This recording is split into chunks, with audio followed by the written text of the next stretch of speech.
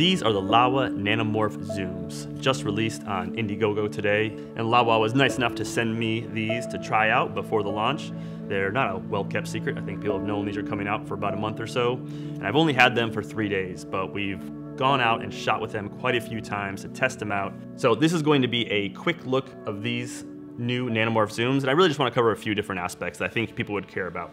Number one is obviously image quality. We have a lot of sample footage, both in a video that I just posted, but also in this video as well, we'll have some of that sample footage. Like, what does the image actually look like? That's what matters most. And then the three main characteristics that people really care about. What's the distortion? Is it pincushion? Is it barrel distortion? What does the flare look like? Does it have character? Is it a little more clinical? And then when you actually are zooming, is the lens parfocal? So we're gonna take a look at that and check out some sample footage. So let's get into it. So Laowa is launching the Nanomorph Zooms with two lenses. There's the 28-55, which is filming me now, and this 50-100. They're both a constant T2.9 throughout the entire zoom range, which is pretty amazing.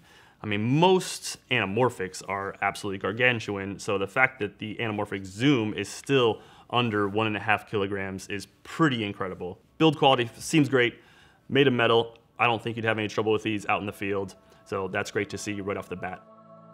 Let's start with what is the most innovative part of this lens, and that's the fact that it actually zooms. And for a anamorphic lens to have a zoom is really unusual, and that's probably the biggest selling point of this lens. Happy to say that from our test, it appears as though the lens is parfocal, as you can see from some of the shots that we're showing right now, where I'm zooming in and out quite a bit on these geese, or on my buddy Elliot that's in the quarry just swimming around. The focus holds whether you're zoomed all the way in or zoomed out. The zoom range is also great. You go from 28 all the way to 100, and even on the single lens, I thought the 50-100 was just a really, really nice zoom range, and I would probably use that lens 70% of the time in the set. And for our sample footage, we use it for at least 75-80% of our shots.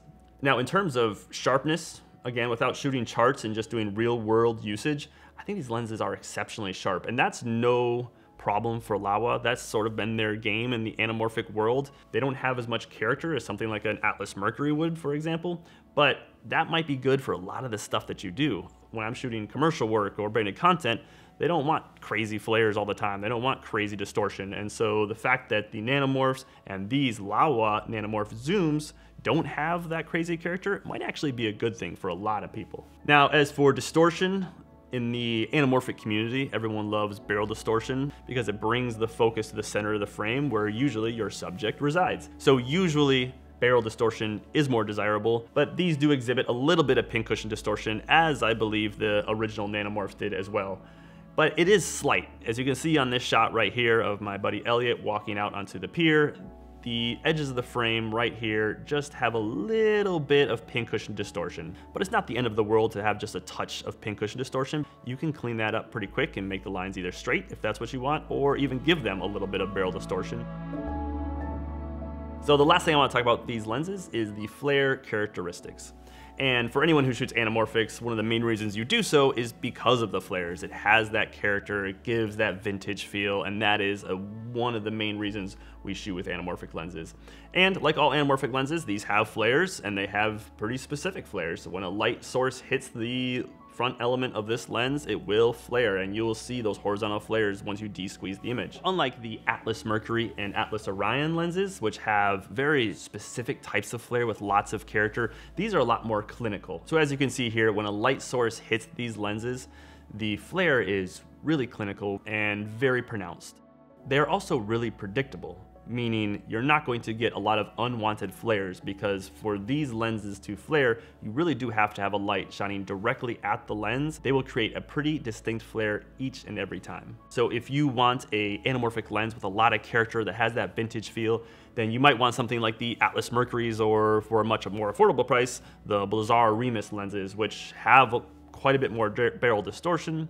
They have those flares that are more pronounced and a little bit unpredictable, and that's actually a lot of fun with anamorphic lenses.